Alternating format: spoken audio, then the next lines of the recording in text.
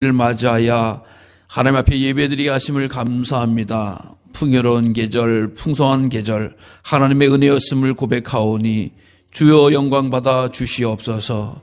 하나님의 크신 사랑, 놀라운 사랑을 경험하게 하시고 때때로 좌절과 절망 가운데서도 무너지지 아니하고 믿음으로 세움받은 줄로 믿습니다. 하나님 앞에 설 때에 잘했다 칭찬받을 수 있는 존귀한 일꾼 되어지게 하시고 하나님이 기뻐하시고 하나님이 원하시고 하나님의 뜻을 이루는 일을 감당할 수 있는 우리의 삶이 되어지게 하여 주시옵소서. 이 시간에도 병사에 있는 주의 종들을 긍휼히 여겨 주시옵시고 아버지 함께 예배드릴 수 있도록 하루속히 치료의 강선을 바라여 주시옵소서. 또 이렇게 인터넷으로 함께 가정에서 드리는 수의 성도도 기억하여 주셔서 하나님의 크신 사랑이 어느 곳에 있든지 우리 하나님을 향해서 나아오고 풍성할 수 있도록 은혜를 더하여 주시옵소서. 말씀을 전하고 들을 때에 전하는 자의 은혜를 허락하여 주셔서 성도들의 심령에 합당한 말씀으로, 위로받는 말씀으로, 감사한 말씀으로, 회개하는 말씀으로, 치유받는 말씀으로 역사하여 주시옵소서. 성령 하나님께서 주장하실 줄로 믿사오며 예수 그리스도의 이름으로 기도드리옵나이다. 아멘. 추수감사절을 우리 하나님께서 이스라엘 백성들에게 세 가지의 감사절을 명령하셨죠. 이스라엘 백성들이 장차 가나안 땅에 들어가서 생활하게 되어지면 너희들이 초실절, 또 유월절, 맥주절, 또 이렇게 감사절 지켜라. 그래서 하루에 1년에 3차례 지켜라. 그래서 추수장절이라고 하는 절기가 우리가 보면 추수감사절기와 마찬가지의 절기입니다. 그래서 한 해의 농사를 다 거둬들이고 하나님 감사합니다 드리는 거. 또 이게 현대적인 의미로 와가지고는 미국의 청교도들, 즉 미국이라고 하는 대륙에 이제 유럽에서 사람들이 목숨을 걸고 건너가서 그곳에서 농사를 짓고 감사의 하나님 앞에 절기를 지켰던 것이 추수감사절. 오늘날 우리 한국교회 모든 교회들도 우리 하나님 앞에 이 추수감사절기를 중요하게 여기고 또 우리 하나님 앞에 예배 드리는 것입니다. 그래서 풍성한 감사, 놀라운 감사, 또 하나님께서 우리에게 미약하지만 연약하지만 우리가 뿌렸지만 하나님께서 열매 맺게 해주는 기적적인 감사를 고백하는 절기가 바로 이 추수감사절기라고 하는 것입니다. 그래서 믿음의 성도들은 늘 이렇게 감사절기를 기억하면서 감사 지수를 높이는 거예요. 감사 지수를 높여가지고 하나님 제가 무엇을 보든지 어떤 일을 당하든지 간에 감사하게 하여 주시옵소서라고 하는 거예요. 훈련받고 세움받고 전하게 돼요. 요즘 현대인들이 관심을 많이 갖고 있는 게 있어요. 그것이 뭐냐요? 건강에 대한 부분입니다. 우리 한국 분들이 장수국가에 속하는데 건강에 대해서 얼마나 많이 관심을 가졌는지 아침 먹고 나서 텔레비전을 틀면 하루 종일 건강에 대한 거, 약에 대한 거, 식품에 대한 거, 운동에 대한 것, 또 음식에 대한 것, 또 의학 지식에 대한 거 얼마나 많은지 모르죠. 그래서 한번 방송하고 나면은 정말 어느 게 뭐가 좋더라라고 하는 게 전국을 다 덮습니다. 사람들이 건강하고 싶은 마음이 있는 거예요. 건강하고 싶은 마음. 근데 이 건강을 해치는 가장 나쁜 게 뭐냐라고 하면은 바로 스트레스라고 하는 거예요. 스트레스. 스트레스 받으면 건강에 제일 해치는 그런 문제다. 그래서 스트레스를 받지 말자라고 하는 거예요. 스트레스 받으면 우리가 알다시피 면역력이 떨어진다. 스트레스 받으면 암도 생긴다. 잘 퍼진다라고 하는. 그래서 스트레스를 되도록 받자. 그래서 긍정적이고 감사한 것을 회복해야 돼요. 그래서 스트레스를 가지고 연구를 해서 어떤 분은 노벨 의학상까지도 받았던 그분이 바로 한스 셀리라고 하는 분인데 카나다에 있는 의학 박사인데 노벨 의학상을 받았어요. 그러니까 그분이 스트레스 갖고 연구를 하면서 노벨 의학상을 받았으니까 얼마나 참 대단한 분이에요. 그분이 이제 교수로서 은퇴를 할 때에 기자들이 물어봤대요. 교수님, 스트레스 안 받으려면 어떻게 살면 될까요? 되게 궁금한 거 아니겠어요? 여러분들 우리가 늘 궁금한 거잖아요. 스트레스 안 받고 살려면 얼마나 좋을까? 안 받을 수 없죠. 현대에 살아가다 보면 부딪히는 거, 만나고 듣는 소식이 다 스트레스 받는 건데 그 교수님 의외로 한마디의 간단한 말씀을 하시더라는 거예요. 스트레스 안 받으려면 어떻게 하냐고요? 감사하십시오. 감사하십시오. 예. 감사하는 사람이 스트레스 받지 않는다라고 해요. 감사하면서 사는 것이. 사랑하는 성도 여러분, 오늘도 우리가 추수감사절을 맞이해서 감사하지만 감사가 내 심령에, 내 신앙에, 내 삶에 중심이 되는 은혜를 누리시기 바랍니다. 어떤 목사님이 주일날 이렇게 딱 앉아 예배 드리고 나서 한 성도님, 목사님 오늘 너무 은혜 많이 받았습니다. 그럼 목사님이 어떻게 착각을 하냐? 은혜 받았다라면 내 설교가 오늘 히트를 쳤나? 이렇게 생각을 합니다. 근데 어떻게 이렇게 은혜를 받으셨어요? 네. 사실 제가 교회에 오다가 마차가 뒤집어져서 죽을 뻔했어요. 근데 그 죽지 않고 와서 예배할 때인데 목사님 말씀이 다 은혜스럽고 찬송이 은혜스럽고 예배가 은혜스러웠어요. 너무 은혜스러웠어요. 또 큰 은혜 받았습니다. 그냥 변호 때는 잘 모르겠는데 오다가 사고가 났는데 몸 다치지 않고 와서 예배 앉아서 드리고 나니까 너무 은혜가 되더라고 하는 거야. 그러니까 이 목사님 뭐라고 그러시냐? 아, 그러세요? 그럼 저는 더 큰 감사를 드려야 되겠네요. 그래서 왜 그러세요? 아니, 당신은 사고 나서 감사하지만 나는 사고 안 난 게 감사한 거 아닙니까? 예? 안 난 게 더 감사한 거지 사고 나서 살아준 것보다 라고 하면서 함께 은혜를 나눴다라고 하는 말씀이 있습니다. 여러분, 맨날 오는 교회 다니고 맨날 드린 예배인 것 같지만 아무 일 없이 하나님 앞에 예배 드릴 수 있는 것 큰 감사인 줄로 믿습니다. 물론 어려움도 있고 역경도 있고 아픔도 있고 스트레스도 있고 곤란함도 있지만 그걸 이기고 나왔을 때도 하나님 앞에 감사하는 것이 얼마나 귀한 일인지 알 수가 없어요. 오늘 사도 바울도 골로새서 교회에게 편지하면서 감사하세요, 감사하세요, 감사하세요. 10번 나와요. 보면 감사라고 하는 말씀이에요. 여러분, 사도 바울이라고 하는 분이 그렇게 감사하는 분이 아니었어요. 사도 바울이 성경에 등장하는 걸 보면은, 사도행전을 통해서 등장하는 걸 보면은 예수 믿는 사람들을 핍박하는 거예요. 스데반을 돌로 쳐 죽일 때 그 자리에 있었고, 다메섹에 이제 예수 믿는 사람들을 잡으러 갈 때, 잡아서 죽이려고 할 때에 그 자리에 있었어요. 여러분, 우리가 짐승 한 마리 잡으려도 쉽지 않아요. 근데 사람을 죽이는 데 앞장섰던 거예요. 살기가 등등했던 사람입니다. 원망과 어떻게 보면 정의, 율법적인 그 생각에 뻗쳐서 이 적개심이 가득 찬 사람이에요. 그래야지 사람을 잡죠. 그래야지 사람을 데려 채찍질하죠. 그래야 사람을 죽이는 일을 하지. 어떻게 선하고 감사한 사람이 사람을 죽이는 데 앞장설 수가 있겠습니까? 근데 사도 바울이 그런 사람이었어요. 율법에 의하면, 내가 배운 하나님에 의하면 이러면서 다른 사람을 정죄하고 그런 일을 감당해요. 감사를 모르는 거야. 근데 예수님을 만나고 나니까, 자기의 삶에 변화가 있으니까, 예수님의 은혜를 경험하고 나니까 감사하는 사람이 돼요. 그래서 그런 가는 곳곳마다 감사하십시오, 감사하십시오, 감사하십시오. 범사에 감사하라. 또 감사하시고 또 감사하세요. 구원의 은혜로 감사하세요. 라고 하면서 그 이야기를 던질 수가 있었어요. 여러분, 사도 바울이 예수님 믿어서 권세가 높아졌습니까? 지위가 높아졌습니까? 재물이 늘어났습니까? 절대 그런 게 아니었어요. 사도 바울이 예수님 믿고 나서 집안에서도 어떻게 보면 쫓기는 거고, 자기 재물에도 타격이 있는 거고, 신체적인 유해도 당했던 사람이 사도 바울이에요. 그럼에도 불구하고 가는 곳곳마다 만나는 사람들마다 또 쓰는 편지마다 여러분 감사하세요, 감사하세요. 사도 바울이 이렇게 해달라고 하는 거예요. 사랑하는 성도 여러분, 이 믿음의 자녀들은 항상 감사를 되찾고 감사를 기억하고 감사로 입술을 채우는 그런 자인 줄로 믿으시길 바랍니다. 유대인들 가운데 지혜로 충만한 탈무드라는 책에 이런 말씀이 있어요. 어떤 사람이 지혜로운 사람인가? 그거는 모든 일에 있어서 배우는 사람이 지혜로운 사람이다. 잘 배우는 사람들 있죠? 배우는데 열심을 내는 사람들 있죠? 그분들이 지혜로운 사람들이다 라고 이야기하는 겁니다. 그리고 정말로 강한 사람이 어떤 사람인가? 힘센 사람이 누군가? 어떤 사람이 강하다고 이야기하는가? 라고 하는데 힘이 세거나 권력이 높거나 그렇게 이야기 아니야. 자기 절제를 할 줄 아는 사람이 진심으로 강한 사람이다 라고. 그러면 정말 부자는 누구인가? 라고 물어. 정말 부자는 누구인가? 그것은 가진 것에 감사하는 사람이 정말 부자다라고 이야기하고 있어요. 그래서 지혜로운 자는 열심히 배우는 자라. 또 이 절제하는 자는 강한 자고 감사하는 자는 부자다라고 하는. 사랑하는 성도 여러분, 감사함으로 내 영혼의 부자가 되어지고 삶의 부자가 되어질 우리 모두가 되어지기를 간절히 주의 이름으로 축복합니다.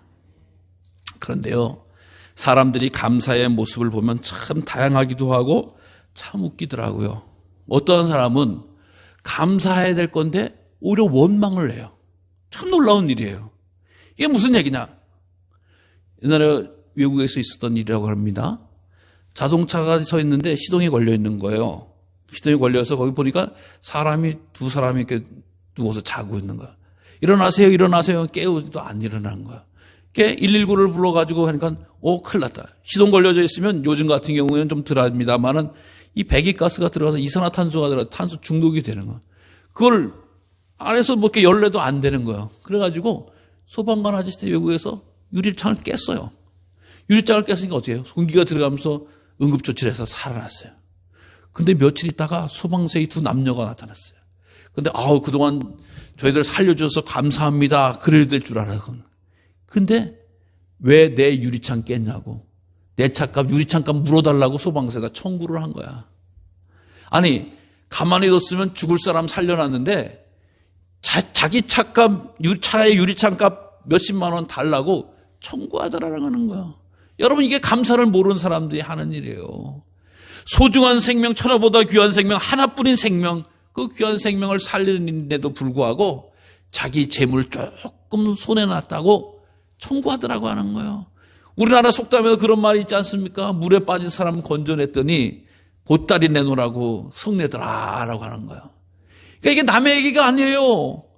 정말 내가 할 수 없는 그 귀한 은혜를 생각할 때도 뭐 구원해 준 것에 대해서 감사하지 않고 살아간다고 하는 건 마찬가지라고 하는 거예요. 여러분, 내가 주님의 은혜로 생명을 구원받은 자인 줄을 믿어요. 내 생명 구원해 주셔서 감사합니다. 내 생명 살려줘서 감사합니다. 라고 고백해야 돼요. 이스라엘 민족은 뭐라 그랬어요? 아니, 왜 우리를 애굽에서 고기 구하면 옆에서 잘 먹고 잘 사서 광야 끌고 나와서 고생시켜요. 왜 우리를 힘들게 해요? 이런 원망을 하는 것이 하나님의 백성들이 했던 일이라고 하는 거예요. 우리도 정신 바싹 차리고, 하나님, 내가 부족함에도 불구하고 죽을 수밖에 없는 영혼을 살려주시고 구원해 주신 것만으로도 감사합니다. 감사합니다. 감사합니다. 회복하는 은혜가 있으시기를 바랍니다. 또 어떤 일을 하느냐라고 하는 건 분명히 감사할 일이 있음에도 불구하고 감사하지 않는 것이 있습니다. 분명히 뚜렷한 감사가 있는 거죠. 여러분, 그 예수님이 누가복음에서도 말씀하셨어요. 10명의 문둥병자가 있다. 근데 그들이 치유를 받았는데 와서 감사한 사람은 딱 사마리아 하나였다라고 이야기합니다. 9명은 다 가고 없다. 여러분, 문둥병이라고 하는 것이 개인의 한 질병이기도 하지만 사회적인 질병이 되어지잖아요. 예? 그래서 이 이스라엘 백성 여러 가지, 오늘날 뭐 우리 한국식 문둥병, 한센병이 아니라 여러 가지 문제에서 어쨌든 간에 질병으로 인해서 본인도 괴롭고 힘들어요. 근데 병이라고 하는 것이 사회적인 외톨이까지도 만들어버리는 거예요. 그 동네에서, 그 사회에서 격리를 시켜요. 아주 배척을 해요. 그러니까 병들을 했을 땐 좀 위로받고 또 이렇게 좀 힘도 얻고 그래야지 좀 치유하는 데 도움이 되는데 아예 사람들을 만날 수가 없어. 위로받을 수가 없어. 접근 금지야. 근데 그걸 고쳐주니까 제사장이가 달려가서 나 좀 낫다라고 하는 거 확인하자고만 했지 주님 앞에 와서 나의 병을 고쳐주신 것 감사합니다 라고 하지 못하는 거예요. 예. 마땅히 감사해야 돼요. 자기를 병에서 그 사회적인 외톨이와 두려움에서 벗어내는 왕따에서 살려주시는데. 근데 그런 일이 있더라고 하는 거예요. 무슨 얘기냐 하면 에드워드 스펜서라고 하는 그 청년이 있었어요. 그 청년이 고등학교 때까지 수영 선수였어요. 수영을 참 잘하죠. 근데 그 학교 앞에 있는 그 호수에 여객선이 암초를 맞는 좌초를 했어요. 그 소식을 들으니까 수영 선수 학생이 청년 때 20대에 쫙 가지고 사람을 무려 17명을 살려냈어요. 수영을 왔다 갔다 하면서. 그러니까 엄청난 거 아니겠어요? 근데 그 청년은 그 수영을 하면서 살려내다가 지병을 얻어서 아주 사람 살리는데 정신이 없으니까 완전히 자기 몸이 해야 하는 것들 평생을 불구자로 지내게 됐어요. 그러면 280명 정도, 287명 정도가 그 자리에서 죽었어요. 우리나라 세월호처럼 죽었단 말이죠. 근데 거기서 살아난 17명이라고 하면 최고의 행운아들이고 또 감사한 일 아니겠어요? 그러면 그 스펜서라고 하는 그 청년이 구조된 청년 17명들이 얼마나 감사하겠어요? 근데 이 스펜서가 나중에 하는 이야기가 있어요.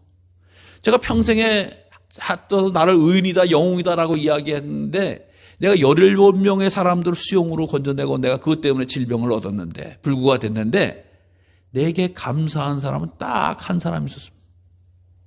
예, 딱 한 사람. 소녀가 날 살려줘서 고마워요. 매년 성탄절이면 카드를 보내주면서 그 은혜를 잊지 않았어요. 자기 생명을 살려준 16명은 어디서 뭘 하는지 나를 찾을 생각도 안 하고 나라고 해서 감사하다는 말 하나도 하지 않더라고 하는 거예요. 사랑하는 성도 여러분, 이렇게 감사한다고 하는 것이 믿음이 없으면, 은혜가 없으면 하기 쉬운 이야기가 아니에요. 고백하기 쉬운 이야기가 아니에요. 엄청나게 어려운 거예요. 자기 생명을 구원해 줬는데 감사할 줄을 몰라. 감사할 줄을 몰라. 네. 주님의 은혜가 우리에게 있음을 감사하시고 구원해 주신 하나님 앞에 마땅한 감사를 드리는 것이 믿음의 사람이 되어진 줄로 믿으시기를 바랍니다. 또 뿐만 아니라 감사할 일이 있을 때만 하고 감사하지 않을 때는 감사하지 않는 사람들이 많이 있다라고 하는 거예요. 감사하니까 감사하고 이건 믿음 없는 사람들 다 하는 이야기죠. 근데 감사할 일이 없을 때에도 감사하는 거예요. 이게 바로 믿음의 사람이에요. 감사의 시각으로 보는 거예요. 예. 하박국 같은 사람은 뭐라고 이야기해요? 하박국은 나는 1년의 농사 다 쳤는데도 거둘 게 없더라. 예.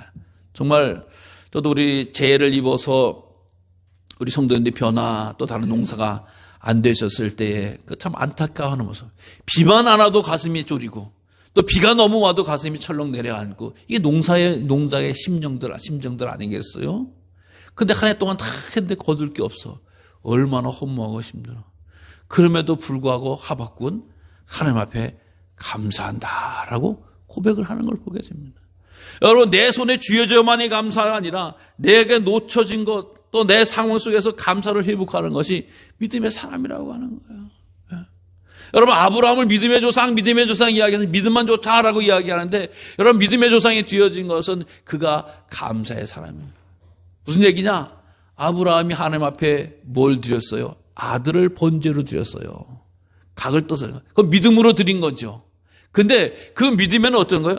여러분, 하나님 앞에 감사가 없으면 제사를 드릴 수가 없는, 번제를 드릴 수가 없는 거예요.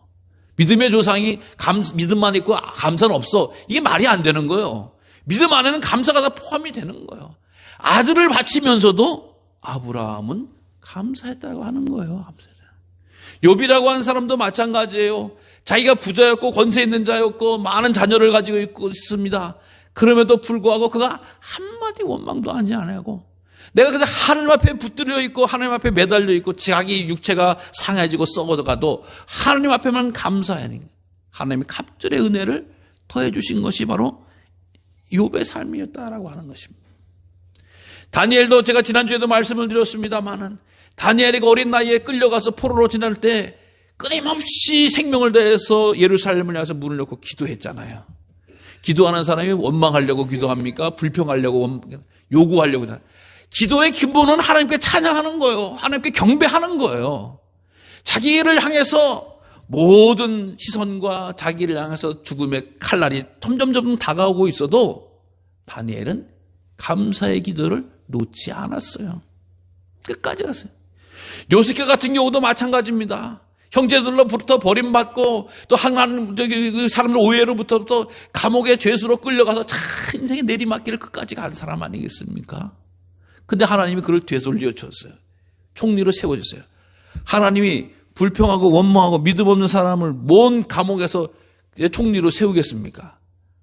자기 상황이 역경이 어렵든지 환경이 어렵더라도 여호와 하나님을 의지하고 하나님 앞에 부끄럽지 않은 감사와 영광을 돌렸기 때문에 하나님이 그를 한 나라의 애굽의 총리로 세워서 구원의 은총을 베풀어 주신 것이라고 하는 것입니다.